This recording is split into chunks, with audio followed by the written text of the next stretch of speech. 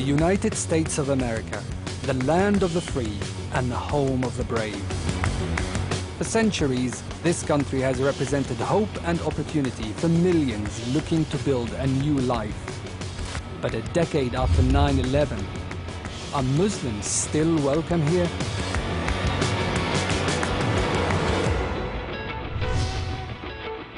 I'm Sam Farah. I come from Lebanon, where the different religions fought a vicious civil war. In a country where freedom of worship is enshrined in law, I want to find out whether America's Muslims are now seen as an enemy within. I just don't agree with their beliefs. That is pure, unadulterated evil. I was born in this country, so what country are they talking about for me to go back to? I'm Karen Zarindast. I grew up in Iran, where Islam is imposed on the population by the state. For me, America always symbolized freedom, hope, and choice. But what is it like today for those who choose to follow Islam? I don't think they're necessarily concerned that I pray 5 times a day. They're more concerned on, are you gonna, blow up? Are you gonna kill me, bro? We're just regular Americans. Together, Sam and I have traveled the length and breadth of the United States. From Manhattan Island, she's the urban city hijabi with pizzazz, to Houston, Texas. From the smokestacks of Detroit to the palm trees of California. Assalamu alaikum wa rahmatullah. We've been meeting Muslims from all walks of life to find out what it means to be a Muslim in America today.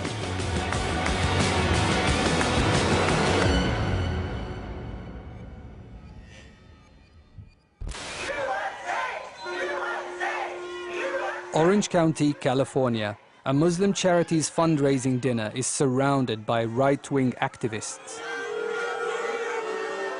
Their message of bigotry and intolerance is one that many may find deeply offensive.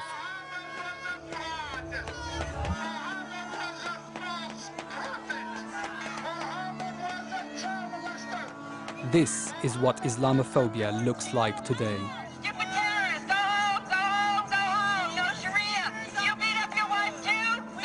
For the Muslim families caught in the middle, it was a terrifying experience. When we were walking in there, right, for the first time in my life, I felt that something physical might have happened. At one point, it felt like someone was going to throw something, be it a stick, a rock, or, someone could come out and point a weapon at you. They held up signs and said stuff like, "Get off of our land." And they also called us terrorists. I was born in this country, I live in this country, and I also go to school in this country. So what country are they talking about for me to go back to? Earlier that day, local politicians had held a rally to protest against the Muslim event. Those who wish to take our country away from us can be seen all around us. Some can be clearly identified as the enemy. They call it multiculturalism, and it has paralyzed too many of our fellow citizens to make the critical judgment we need to make to prosper as a society.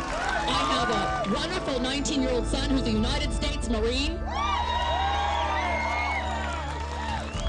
As a matter of fact, I know quite a few Marines who will be very happy to help these terrorists to an early meeting in paradise.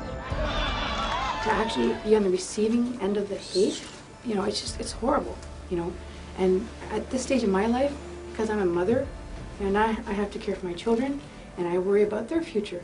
What more is to come?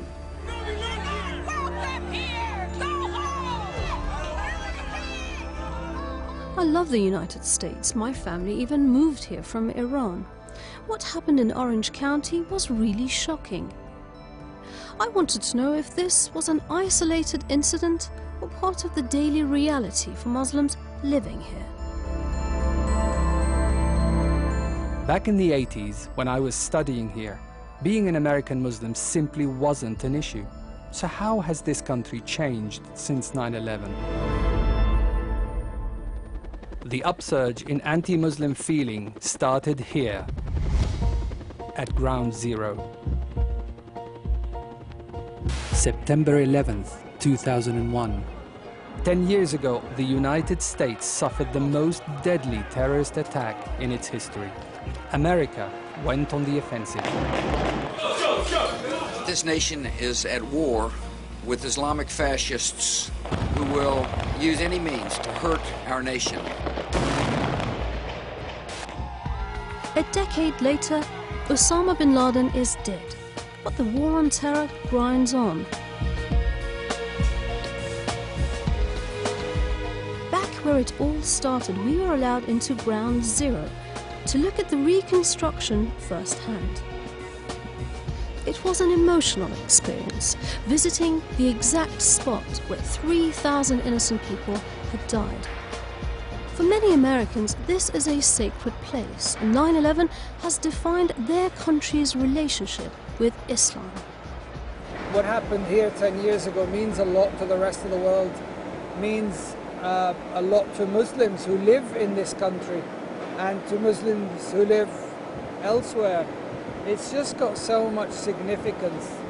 And this is where the whole debate about you're with us or you're against us, this is where it all started. Yeah. Building the new tower, bigger and better than before, is a matter of national pride. But the psychological and emotional scars left by that dreadful September day are taking much longer to heal. For some, the words Islam and terrorism have become intertwined. And 10 years on, many American Muslims say that, for them, things are actually getting worse. This is Republican Congressman Peter King from Long Island. Earlier this year, he started a series of security hearings into homegrown Islamic extremism in the United States.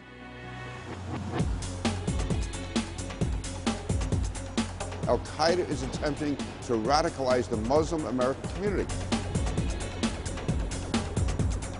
So they are now recruiting from within the country, and they're looking for people who are under the radar screen, people who are living here legally, people who are citizens, people who have no known terrorist activity. King says ordinary American Muslims are not doing enough to combat terrorism. I will have people from the Muslim community who will say how when they went to law enforcement, how imams attempted to stop them, how they were threatened when they did want to report. When the FBI began investigations, how the imams in their mosques told them not to cooperate. Karen and I traveled out of New York to the suburb of Long Island for Friday prayers. We wanted to ask Muslims in Peter King's own constituency about his accusations.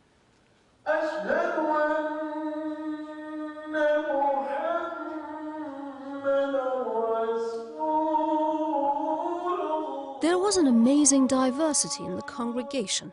36 different nationalities, from Arabs to Chinese, were present here. They realized they were a community under extreme scrutiny. And that radicalization that they're blaming on us is not the radicalization of the Muslims, but the radicalization is coming from outside against the Muslims. Many of the locals were unhappy that their congressman was focusing on the Muslim community as a potential problem. To single out one religion or one religious community and entirely put the focus on them, I feel is unfair. Where's the proof? Where's the beef? It's baseless accusations. Are people gonna, look at me different? Am I gonna get attacked? You're always worried about your safety. I feel afraid about my kids. The congregation in Long Island seemed stunned to be accused of disloyalty. But was it just a sign of the times? Back in New York, I met with Steve Rendell, a media analyst who monitors the portrayal of Islam. He told me he was seeing a lot of prejudice. There is a torrent of Islamophobia in the United States, coming from talk radio, coming from right-wing cable television, coming from this sort of the fever swamps of the right-wing blogosphere. Not all Muslims are terrorists, but all terrorists are Muslim. Islamic radicals, the new Nazis, want you dead. I think that both Islamophobes and the politicians who exploit anti-Muslim bias in the United States do conflate being Muslim with being a terrorist. This is the power of their message. This is what puts their opponents on the defensive. It's really very similar to anti-Semitism or anti-Catholic bigotry. Bigotry always works the same way. It's dehumanizing members of a group and assigning to them negative traits. I've always thought one of the best things about America is its guaranteed freedom of speech enshrined in the Constitution. For better or worse, that means both sides in an argument have the right to say what they want about each other. Here, amidst the neon of New York's Times Square, we found someone whose response to bigotry is to encourage people to laugh at it. Look, if you hate all blacks, all Jews, all Arabs, all Latinos, you're a racist. But if you're afraid of certain people in certain situations, you're just a white person. And I'll be brutally honest, you see 4 Arab guys at a deli in New York speaking Arabic, you don't care. You see 4 Arab guys about to board your flight speaking Arabic to each other. You run into the black guy, you used to be afraid of for protection. Comedians like Arab-American Dean Obeidallah use humor to highlight and undermine intolerance. He told me he thinks anti-Muslim feeling is at a new high and has even become acceptable in mainstream society. I think it's probably the most challenging time that I've ever experienced. There's the most people I've ever seen demonizing Muslims, and they use the term Arab and Muslim interchangeably. People no longer is it the extreme right that was doing it a short time after 9/11. Now it's become part of mainstream discourse. If you make a comment about blacks that's racist, you'll probably be fired or suspended from your job. If you make a comment about Jewish people that's anti-Semitic, you will probably lose your job or be suspended. If you make a comment about Muslims, you don't get fired. In fact, your ratings go up, you sell more books. It's become a boutique industry. Boom, chicka, boom, boom, boom, boom. Back outside in Times Square was Brother Dash, an African-American Muslim poet from New Jersey. Struggle, struggle, love and hate. Argue, argue, just debate. You said this, well, you said that. Tit for tat and tit for tat. Boom, chicka, boom, He told me that bizarrely, the election of Barack Obama had also increased the negative debate around Muslims. What has happened with the election of Obama, you cannot be an overt racist. You can't come after Obama on him being black. What seems to be okay is you can be quote-unquote racist overtly towards Muslims. So you can attack Obama on the basis of him having had a Muslim father who ended up becoming an atheist, actually, him growing up for a few years in Indonesia, and then you just sort of stoke these underlying issues with Obama, and you use the Muslim thing as your excuse, your way to vent that racism in a way that is quote-unquote acceptable. Dash told me that regardless of the debate about Obama, Islam and racism, there's every reason to be positive about being both an American and a Muslim. My ancestors helped to build this country, just as many others have helped to build this country. So what you see in Times Square, to me, we helped build this. We helped make this possible. I admired Dash's optimism. One of the things I love most about America is the sense of hope and belief in the ability to make something of yourself.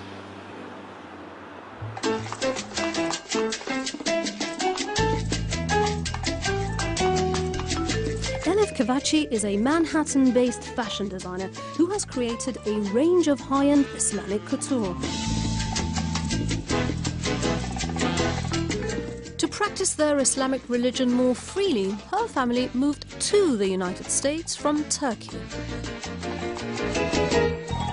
Turkey is a Muslim country, however, because church and state are separate, kind of like France, you're not allowed to practice your religion at school or in a governmental building. So you moved out of Turkey to the US so you could practice Islam? Exactly. We migrated so we can practice our religion with freedom in the US. And can you? Yes. Yes, the land of the free, we can. If I choose to wear my hijab and it's not a problem at work, at school, anywhere you go in the US, they respect you for your individuality and your beliefs. All right, Fatima, look at me. When I lived in Iran, I associated the hijab with dark colors and lack of choice. But at a fashion shoot in Central Park, Elif's girls wear Muslim, loud and proud. This photo shoot is about the urban city hijabi. She's ready to go out in the city in her nice, stylish hijabi clothes with pizzazz. Okay, now here we go.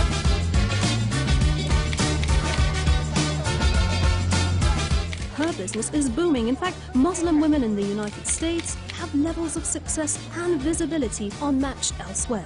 Elif says this is because the educational and business opportunities for women are much greater here than in majority Muslim states. The US was more of an option compared to moving to an Islamic country. Still, you have to face lots of discrimination and other issues. Elif found economic and religious freedom in Manhattan. But New York City is one of the largest, most liberal and ethnically diverse cities in the United States. And most Americans do not live in places like this.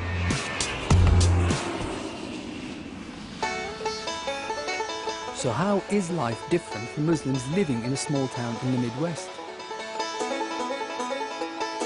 Out west near the tri-state border with Kentucky and Indiana lies the city of Carmi in southern Illinois, population 5,500.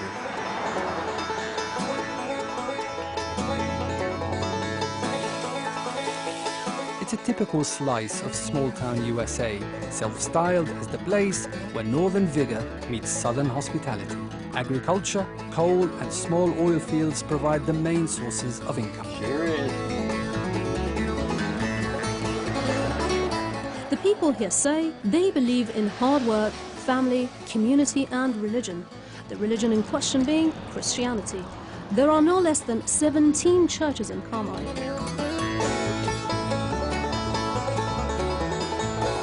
But in amongst the community of the faithful is a lone Muslim family. Dr. Zahid Saqib has been a family doctor since arriving here from Pakistan 32 years ago. He's a pillar of the local community. He's a friend and neighbor as well as a doctor. He's well respected in this community, and we're glad to have him here. He's just like one of us.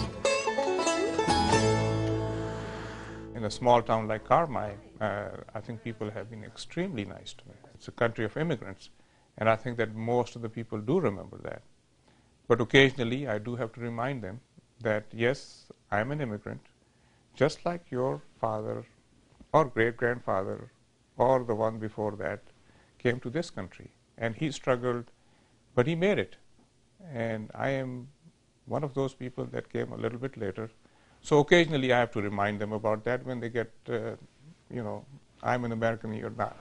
Dr. Saqib's wife, Bushra, took us on a tour of Carmi's commercial hub, Main Street. So when you walk in this town, you see churches everywhere. As a Muslim family from Pakistan, what's it been like living here? Actually, most of the people have been very welcoming. Actually, I've been invited to the churches a lot of times, to come speak about Islam, about Pakistan. So this feels like home now. Bushra has raised 6 children.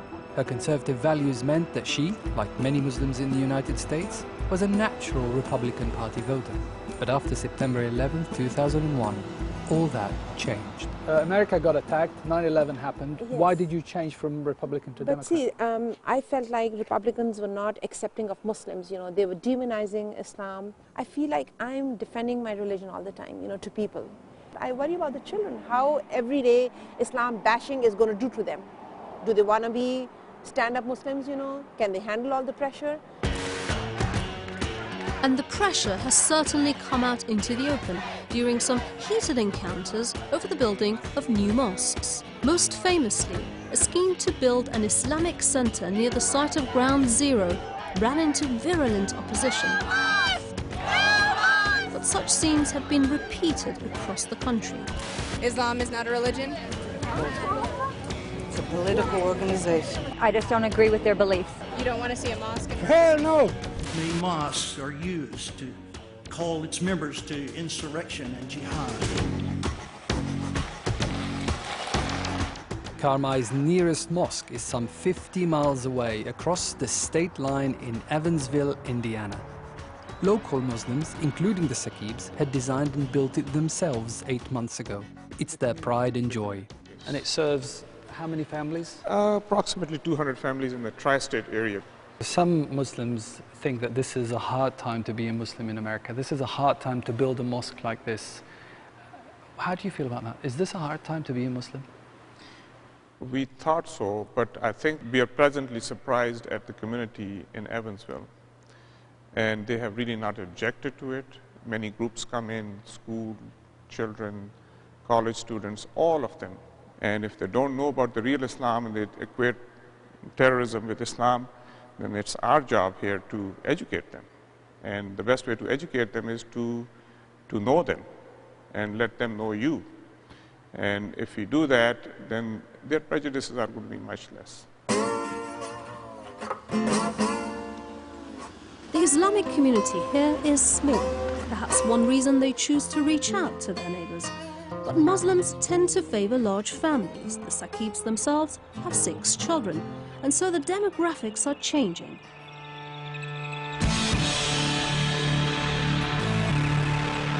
There are some very large Muslim communities in the United States. The biggest of all is near Detroit, in the city of Dearborn, Michigan. About 30,000 of the local population are Arab Americans, and most of them are Shia Muslims who can trace their roots back to Lebanon and Iraq.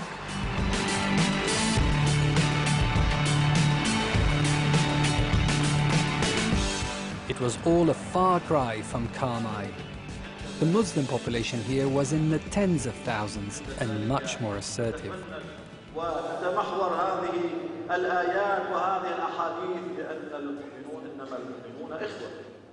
My guide here was Ron Ayman, an ex-cop whose grandfather originally came here from southern Lebanon. To me, Dearborn seemed like a slice of my home country, transported halfway across the world. Ron, I feel like I'm in the Lebanon of my childhood. All this food, this is brilliant. Some of these dishes are prepared the same way they've been prepared in Lebanon for over 100 years. Ron told me that while there was strength in numbers, the growing size and assertiveness of the Arab American population nowadays had brought more scrutiny, much of it negative. Yeah, things were better back then because we were pretty much just a shadowy part of the population. Now we stand out. Now there's Dearborn, Michigan.